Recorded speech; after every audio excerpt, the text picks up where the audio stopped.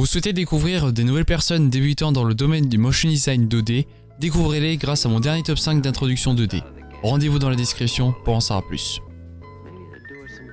Bonjour tout le monde. Depuis plusieurs années, la communauté n'a cessé d'évoluer, ainsi des nouveaux genres de vidéos ont été créés, mais aussi des stars qui vivent aujourd'hui grâce à leur contenu publié sur YouTube. Suite à cette évolution qui aujourd'hui fait concurrence à la télévision, beaucoup d'entre nous ont décidé de commencer à créer du contenu de jeux vidéo, d'high-tech et bien plus encore. Le problème quand on souhaite débuter dans ce domaine, c'est qu'on ne sait pas quel logiciel ou solution utiliser pour la capture de vidéos, de sons, etc. Ce tutoriel vidéo complet a pour but de vous apprendre comment utiliser le logiciel Open Broadcaster Software Studio, pour faire plus simple OBS Studio, qui vous aidera à correctement capturer votre écran d'ordinateur, vos jeux ou encore votre webcam. Il vous aidera aussi à réaliser des diffusions directes pour que vous soyez proche de votre communauté et ainsi répondre à leurs questions, demandes, etc. Penchons-nous désormais dans le sommaire de ce tutoriel qui va être divisé sous 4 parties. La première va concerner le téléchargement et l'installation du logiciel. La seconde nous servira à comprendre l'interface et les possibilités de OBS Studio. La troisième nous apprendra les réglages nécessaires pour l'enregistrement. Ainsi que la dernière sera similaire à la troisième, mais cette fois-ci pour les diffusions en direct. N'oubliez pas d'activer les annotations pour accéder à la partie qui vous intéresse, mais je vous recommande fortement de suivre du début à la fin si vous n'avez jamais utilisé le logiciel.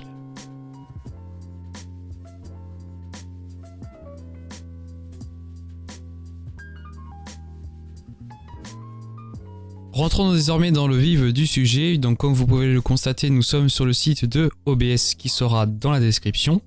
Ensuite, vous allez choisir donc votre système d'exploitation, donc Windows, Mac, Linux, donc moi en l'occurrence c'est Windows.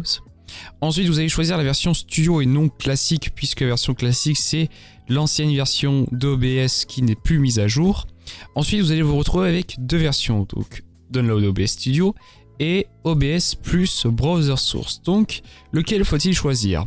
Si vous souhaitez donc améliorer vos streams, donc vos diffusions en direct, avec notamment des alertes dès qu'une personne vous suit ou alors encore des alertes de donation, eh bien, je vous recommande fortement donc de prendre le OBS plus Browser Source, puisque c'est avec le Browser Source qu'on va pouvoir réaliser tous ces systèmes d'alerte.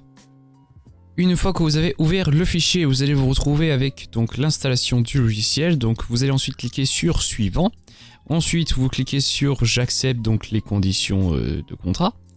Ensuite ici si vous souhaitez donc tout simplement indiquer où est-ce que le logiciel va s'installer. Donc si vous souhaitez le mettre sur votre disque dur classique ou alors sur un autre disque dur, éventuellement un SSD, etc. Et ensuite vous allez cliquer sur le bouton installer. Donc je ne vais pas le faire puisque je suis actuellement en train d'enregistrer avec le logiciel en question. Une fois que le logiciel est installé, nous allons tout simplement lancer OBS Studio. Donc voilà à peu près à quoi ressemble l'interface que je vais vous détailler. Donc nous avons déjà ici tout simplement ce que les gens verront sur votre enregistrement ou diffusion en direct. Donc on a un petit quelque chose qui va être très pratique. Donc c'est le mode studio que vous pouvez cliquer juste ici. Donc en fait cela va vous mettre deux scènes. Donc pourquoi? Tout simplement donc à droite c'est ce que les gens donc dans votre enregistrement verront. Et donc à gauche en fait c'est tout simplement une sorte de scène voilà, une scène qui simplement ne se voit pas. Et donc en fait par exemple je prends ma scène pause et donc là en fait si je dois modifier quelque chose avant de l'afficher au viewer, donc là je peux le faire tout simplement. Donc là je peux modifier ceci, donc là c'est une petite alerte etc qui ne se voit pas puisque je n'ai pas tout simplement de donation, etc.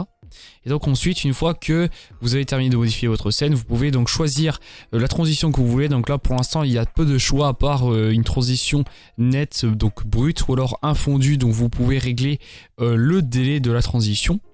Et donc ensuite, une fois que vous avez fini de modifier votre scène, vous pouvez cliquer sur transition et donc ça échange les scènes. Et donc là, en l'occurrence, maintenant, la scène pause est affichée sur mon enregistrement ou diffusion en direct.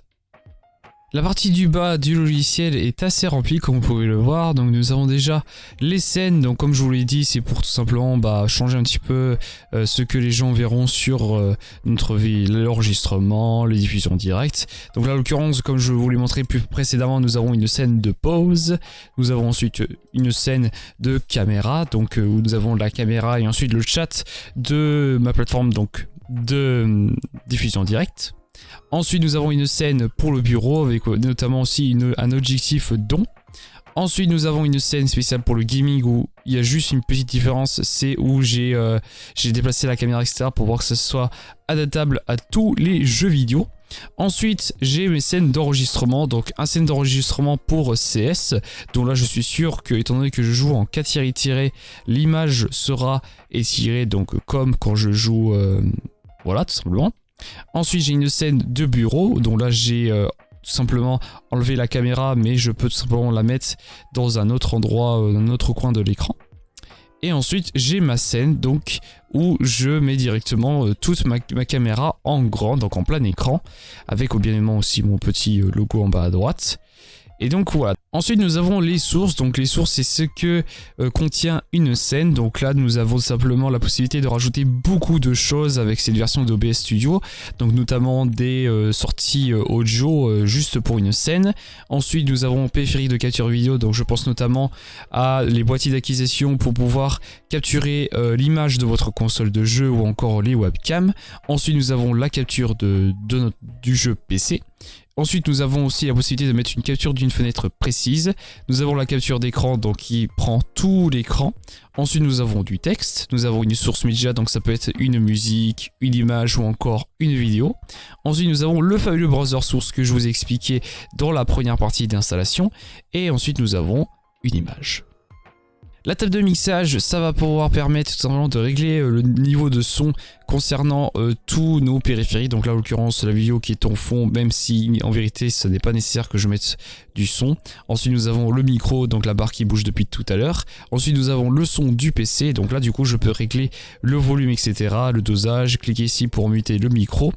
Ensuite, ici, dans le table de mixage, je peux cliquer sur la petite molette et pouvoir passer, par exemple, au mono, vérifier la panoramique polyphonique, vérifier le décalage de synchronisation et éventuellement les différentes pistes que je vous expliquerai, puisque on pourra simplifier un petit peu le montage grâce avec OBS.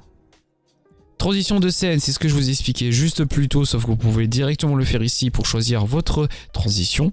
Et donc ensuite, ici, nous avons les derniers boutons, donc les paramètres, quitter le logiciel, démarrer l'enregistrement, ainsi que démarrer la diffusion en direct. Maintenant, nous allons nous intéresser niveau enregistrement. Donc, nous allons sans plus attendre nous intéresser donc aux paramètres. Donc, vous pourrez régler déjà la langue en français au cas où si le logiciel est en anglais. Ensuite, pour faire du bien à vos yeux, je vous recommande de mettre le fond en dark, donc en l'occurrence en noir. Ensuite, vous allez vous rendre dans flux. Donc du coup, là, nous aurons strictement rien à mettre puisque c'est de base pour la diffusion en direct. Ensuite, vous allez vous rendre dans sortie. Vous allez tout de suite passer le mode de sortie en avancé pour pouvoir bien configurer le tout. Donc déjà, le streaming, vous allez l'oublier puisque nous allons voir ça dans la 4e partie. Dans enregistrement, nous allons faire pas mal de choses. Donc déjà, nous avons le type, donc vous allez laisser en standard. Chemin d'accès d'enregistrement, vous pourrez donc définir donc dans quel dossier vous souhaitez que vos vidéos s'enregistrent. Ensuite, dans format d'enregistrement, vous avez pas mal de choix, mais le meilleur reste le MP4, donc ce qui est adapté pour tout type de vidéos YouTube, Dailymotion et j'en passe. Ensuite, là, vous avez piste audio. Donc là, piste audio, ça va vous permettre d'enregistrer sous plusieurs pistes audio. Quel est l'intérêt? Tout simplement, on va pouvoir que avec la table de mixage. Donc là, en l'occurrence, j'ai mon micro et le son de mon PC. Donc ce que vous pouvez faire, c'est vous pouvez tout simplement donc définir par exemple que l'audio du bureau soit diffusé donc dans la piste numéro 1. Donc déjà il faut savoir que si vous faites aussi de la diffusion directe, il va falloir déjà que vous preniez une première piste pour pouvoir que vous puissiez diffuser les deux sons. Voilà. Mais ensuite pour les enregistrements, ce que vous pouvez faire, c'est que par exemple le son du PC vous mettez sur la piste 2 et le micro vous mettez sur la piste 3. Donc cela va vous permettre que si vous cochez uniquement la piste 2 et la piste 3, cela va vous permettre que une fois que vous allez importer votre vidéo sur votre logiciel de montage, donc d'avoir une piste audio avec le son de votre PC et une autre piste audio avec le son de votre micro. Donc cela va pouvoir être très utile si jamais par exemple vous vous rendez compte que le son de votre micro est beaucoup trop fort parmi le son de votre PC. Donc du coup, voilà, pouvoir tout simplement vous aider pour la mixage du son. Ensuite, en encodeur, donc là vous avez plusieurs choix. Donc perso, si vous avez si vous avez une carte graphique Nvidia, je vous recommande fortement de mettre l'Nvidia NVENC. C'est très simple d'utilisation, mais bon, je vais vous mettre en x264 puisque c'est ce que vous avez tous, voilà. Ensuite, vous allez cocher mise à l'échelle et vous allez mettre donc du 1920 x 1080 si vous voulez faire de la Full HD. Si pour des éventuelles raisons, par exemple que votre PC est un petit peu mauvais, vous pouvez mettre de la 1280 x 720. Ensuite, au niveau du débit, on va s'intéresser avec les paramètres recommandés de YouTube. Donc comme l'indique YouTube, donc vous avez plusieurs différents bitrates à votre disposition. Donc là en l'occurrence, si nous allons prendre exemple pour de la 1080p 60 fps, donc là du coup pour des fréquences d'image assez élevées, je dois mettre 12 mégabits par seconde. Donc du coup, je vais mettre 12 000 puisque le débit est en kilobits par seconde et non en mégabits par seconde. Ensuite, dans intervalle d'image clé, vous allez laisser à 0. Vous allez laisser cocher utiliser CBR pour un débit constant, donc une qualité constante. Ensuite, dans réglage prédéfini du CPU, donc en fait, il va falloir tout simplement que vous réglez un petit peu en fonction de votre processeur. Donc par défaut, c'est du Verifast. Si jamais vous sentez quelques petits problèmes d'enregistrement, de capture, et ben descendez jusqu'à ultra fast en tout cas. Sinon, si en ultra fast vous rencontrez toujours des problèmes au niveau du son, enfin de l'image, voilà, vous rencontrez toujours des problèmes d'enregistrement, ben malheureusement votre PC n'est pas assez puissant pour pouvoir supporter Open Broadcaster Software. Ensuite, dans profil, vous laissez en aucun, régler en aucun, et donc ensuite nous allons nous rendre dans audio. Donc ensuite, question piste, donc là comme je vous l'avais dit tout à l'heure, personnellement, la piste 1 je la laisse avec les deux périphériques audio pour pouvoir que je puisse avoir une piste audio envoyée donc directement pour les lives. Donc du coup, le débit audio vous le verrez en qu'est-ce qu'il faut exactement mettre dans la partie du streaming. Mais sinon, pour nos deux autres pistes, donc avec les périphériques audio séparés, vous allez mettre en débit audio 320 donc pour pouvoir profiter de la qualité maximum. Ensuite, dans l'onglet audio, dans fréquence d'enchantillonnage, vous allez mettre 48 000 kHz. Ensuite, dans canaux, nous allons bien évidemment mettre du stéréo. Ensuite, dans périphérique audio du bureau, donc logiquement, si tout est bien configuré dans vos paramètres Windows, vous pouvez laisser par défaut. Si vous voulez être sûr que tout fonctionne, vous mettez votre carte son. Voilà, logiquement, vous êtes censé la connaître. Ensuite, dans périphérique audio micro auxiliaire, vous allez mettre votre micro. Voilà, ensuite vous pouvez voir que donc là si vous avez plusieurs micros, plusieurs sons particuliers, bah là du coup vous pouvez en mettre pas mal, etc. Ensuite, en fonction de votre micro, vous pouvez régler un push to mute ou un push to talk. Donc cela va pouvoir vous aider tout simplement que quand vous l'activez et que vous appuyez sur une touche, donc soit ça va le muter, soit ça va tout simplement pouvoir activer votre micro tout en restant appuyé sur la touche. Donc ça c'est très pratique si vous avez des micros un peu de mauvaise qualité. Ensuite, dans l'onglet vidéo, vous allez mettre la résolution de base, donc la résolution de base de votre écran, donc là en l'occurrence c'est de la 1080p, et résolution de sortie à mise à l'échelle, donc encore une fois ça sera en fonction de votre enregistrement, donc soit vous mettez en 1080p, soit vous mettez en 720p. Ensuite, la valeur d'FPS, donc là du coup, sachez que cette valeur sera exactement la même pour vos diffusions directes ainsi que vos enregistrements, donc sachez que, question connexion, le mieux c'est de mettre à 30 images par seconde, sinon jouez un petit peu avec la création de profils pour pouvoir donc alterner entre de la 30 fps et de la 60 fps, mais je vous recommande fortement de mettre de la 60 fps pour l'enregistrement pour pouvoir avoir un maximum de fluidité. Maintenant dans raccourci clavier, donc là en l'occurrence dans arrêter et démarrer l'enregistrement, donc là vous allez pouvoir régler la touche pour pouvoir lancer votre enregistrement, comme ça vous n'êtes pas obligé par exemple de retourner sur Windows etc pour pouvoir lancer votre enregistrement et retourner dans votre jeu. Et donc du coup ensuite vous aurez juste à faire appliquer, ok, donc là du coup j'ai créé une scène spéciale pour le tutoriel pour l'enregistrement. Et donc là du coup ce que vous aurez juste à faire c'est donc vous faites plus. Si vous souhaitez mettre votre écran, vous faites capture d'écran. Donc sachez que si vous faites capture d'écran, cela marchera aussi donc pour les jeux, mais bon, c'est toujours mieux de mettre une capture de jeu. Ensuite, donc là, vous pourrez le nommer comme vous voulez. Ensuite, vous appuyerez sur OK. Donc là, vous allez indiquer l'écran que vous souhaitez. Donc si jamais vous en avez plusieurs. Donc moi, je vais remettre correctement puisque vu que j'ai déjà une source donc d'écran existante, bah, du coup je dois la rajouter comme ceci. Donc là du coup maintenant ça y est, j'ai mon écran qui va être affiché sur mon diffusion en direct ou alors mon enregistrement. Ensuite pour la capture de jeu vous rajoutez encore une fois, vous faites capture de jeu. Vous allez donc indiquer le nom du jeu, ça peut être très pratique pour pouvoir vous retrouver dans la liste des sources. Vous faites OK. Ensuite vous décochez capturer n'importe quelle application en écran. Et donc ensuite donc là dans fenêtre logiquement vous aurez votre jeu. Donc là vous pouvez voir aussi que vous risquez d'avoir d'autres logiciels, donc notamment Opera, navigateur internet, etc. Ensuite, priorité d'association de la fenêtre, donc vous réglez comme vous souhaitez. Voilà. Ensuite, si jamais vous avez plusieurs écrans, vous cocherez compatibilité multi-adaptateur pour éviter les problèmes. Ensuite, vous pouvez régler donc d'autres choses, forcer la mise à l'échelle, mais personnellement, je ne coche pas ceci. Ensuite, vous aurez juste à faire OK et donc vous aurez l'image de votre jeu. Ensuite, dernière chose, c'est si vous souhaitez donc mettre votre webcam, vous faites périphérique de capture vidéo. Donc je dis votre webcam, mais ça peut être aussi notamment votre Egalto, donc boîtier d'acquisition pour votre console. Ensuite, vous faites OK. Ensuite, vous indiquez votre webcam. Donc là, du coup, je n'ai pas de prévisualisation parce que du coup, ma webcam est utilisée sur un autre OBS Studio que j'ai lancé pour pouvoir enregistrer cette vidéo. Donc c'est normal que je n'ai pas ma caméra. Donc ensuite, vous pourrez régler les nombres d'FPS, la résolution, etc. Vous faites OK et donc ensuite, vous avez votre webcam. Et donc ensuite, ce que vous pourrez faire, c'est que vous sélectionnez votre source, vous pouvez régler la taille, régler, voilà, éditer votre scène. Donc vous éditez votre scène selon vos envies. Et donc ensuite, une fois que vous avez édité votre scène, vous aurez juste donc tout simplement appuyé sur la touche que vous avez définie pour lancer votre enregistrement. Et donc, vous pourrez tout simplement vous amuser à enregistrer tous vos vidéos que vous souhaitez. Maintenant, les diffusions en direct. Alors déjà, il faut savoir que la qualité de votre diffusion va complètement dépendre de votre connexion et aussi un petit peu de votre PC.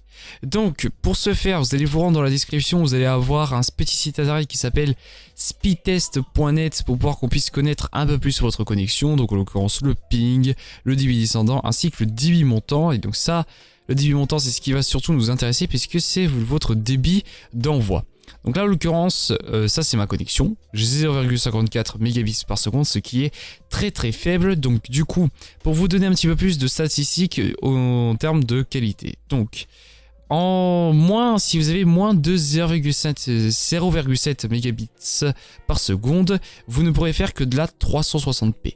Si vous avez entre 0,7 et 1 mégabits par seconde, vous pourrez faire de la 480p. Si vous avez entre 1 et 2 mégabits par seconde, vous pourrez faire de la 720p. Si vous avez entre 2 et 4 mégabits par seconde, vous pourrez faire de la 1080p. Et si vous avez plus, c'est un petit peu inutile puisque généralement sur des streams, on ne dépasse pas les 5 mégabits par seconde pour pouvoir que la majorité des connexions puissent suivre votre diffusion. Voilà, donc du coup là malheureusement avec ma connexion assez faible, je vais malheureusement pouvoir faire que de la 360p.